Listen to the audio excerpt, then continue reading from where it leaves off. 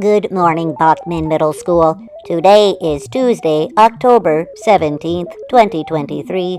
It is an A day, A band A3. And I am Mrs. Castle with today's Tiger Talk. Alright, so there's no such thing as Robot Castle, which is good, because otherwise my job as Tiger Talk host might become obsolete. Speaking of unused and out of date, this week is School Bus Safety Week. So we're going to take a look at the very first school bus, because they just don't make them like they used to. Yes, that mustard-colored school bus has played a magical role in many of our lives. Every weekday, it would bring us to the destination of our education. Getting kids to school has come a long way since the hoofing at 10 miles one way in the snow days or riding via a scholastic stagecoach. We've got school buses coming onto the scene fairly early after the car emerges. I would say by about 1910 or so, people are modifying Model Ts, putting on bodies that can carry school children to and from class. But probably the grandfather of the school bus as we know it today is the vehicle right over my shoulder here, which is from 1927. That would be Bluebird number 1. Nobody seems to know why it was called that, but it was built for a purpose, just not its intended one. Built by a fellow named Albert Luce in Georgia in 1927. Why did he have it built? Actually, he built it for a concrete company. They were looking for a bus to move employees between the workplace and some other facilities. As it turned out, the concrete company ended up not buying the bus, and instead he sold the first one to a school district. Why does the school district want it? This is Georgia. It's not a major metropolis. The school bus comes at just the right time. It's a time when schools are now moving away from the old one-room schoolhouse and starting to consolidate. You have a lot of these smaller schools moving into larger schools to save money and to give better instruction to their students. Of course, when you do that, you've got to be able to move the students to and from the school. Follow the school bus. There were really no standards on bus design until 1939, when representatives from all 48 states met to lay out some early specifications, everything from the seat layout and design to the color school bus yellow, which incidentally is the very same color we're still using today. I'd like to see the inside. Let's take a look. Oh, wow. The configuration of the seating. Yeah, very different than what we're used to. You've got students sitting on either side of a center aisle, and that's really just a concession to the door here. They would all get in and out through this door in the back rather than a side door like we're used to today. Right, there's no door towards the front. Exactly, and they didn't settle on all of those standards until 1939.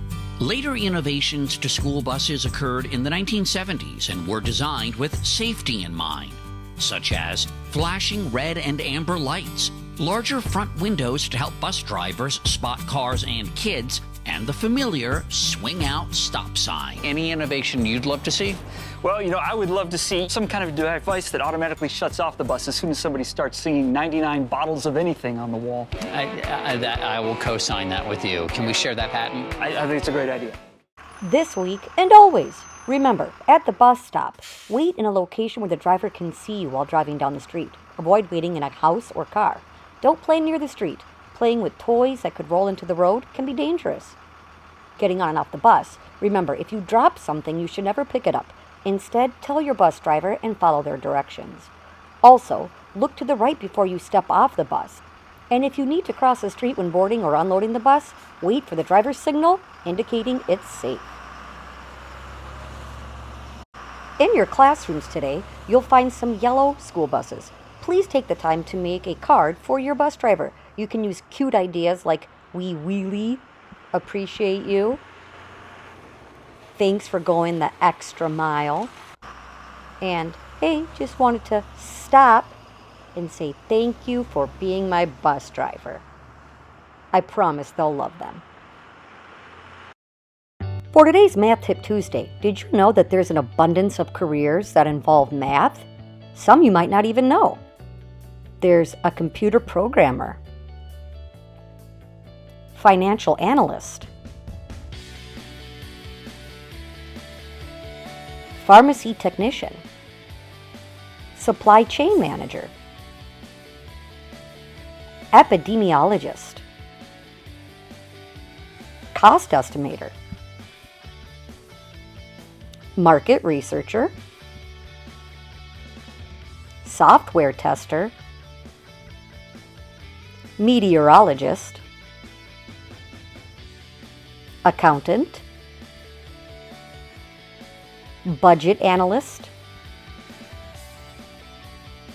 actuary, architect, game programmer or designer, and even an astronomer. Now, if you don't know what some of those jobs are, you can check them out on the link I provided on Schoology. Middle school intramural soccer and football wrapped up a fun and exciting season last week. Here's a picture of some of the participants at the root beer float celebration. We hope to see all of you back for another great season next year. Well, that is all for today. No, you know what? Robot Castle's creeping me out. It's time to go. No. Yes. Have a good one, and go get 'em, Tigers. I was going to say that.